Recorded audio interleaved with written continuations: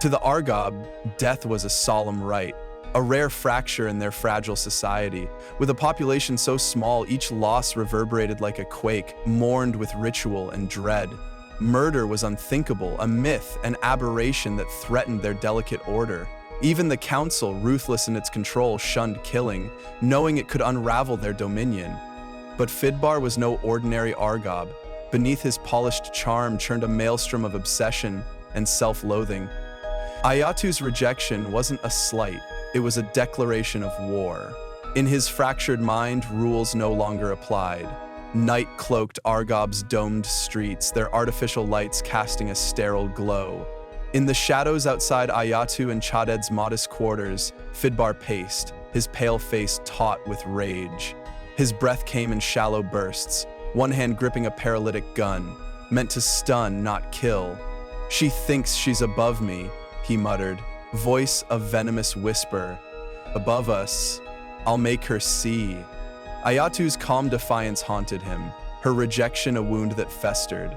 His dark eyes fixed on the unassuming door, its unlocked state of vulnerability he seized. With silent steps, he slipped inside, a specter of vengeance. The home was still, save for the hum of Argob's power grid. Fidbar crept through the cramped living space, his grip tightening on the gun. The bedroom door yielded with a faint creak, revealing Ayatu and Chade asleep, their vulnerability fueling his twisted triumph. "They'll regret this," he whispered, voice trembling with madness.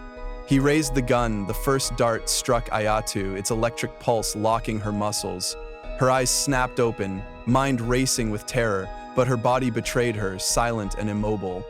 Chade stirred, alarm flashing in his dark eyes. Before he could move, a second dart hit, freezing him in a rictus of fear and fury. Fidbar stepped forward, his smirk cruel.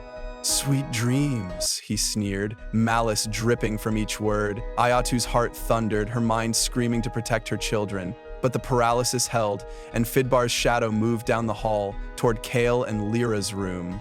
The children's door creaked, each sound a blade in Ayatu's chest. Her silent pleas tore through her. "Not them. Please, not my babies." In the dim room, Kale sat up, rubbing his eyes. "Who's there?" he mumbled, voice soft with sleep. Lyra blinked, her innocent gaze meeting Fidbar's looming figure. "What do we have here?"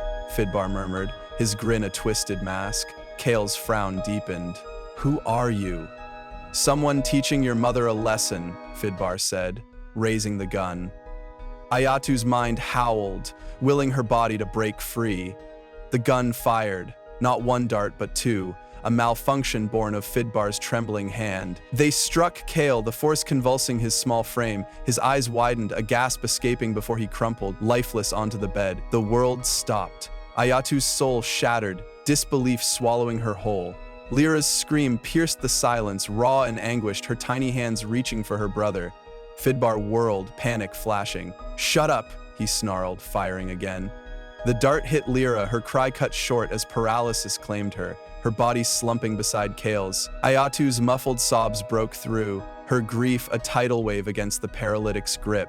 Fidbar stood frozen, chest heaving, the gun shaking in his hand. Kale's still form and Lyra's limp body stared back, a mirror to his unraveling. "This wasn't supposed to happen," he stammered, voice cracking. "She was supposed to see..." In the bedroom, Ayatu's sobs grew louder, her rage and sorrow a force beyond her frozen body. One thought burned through her pain: this will not stand.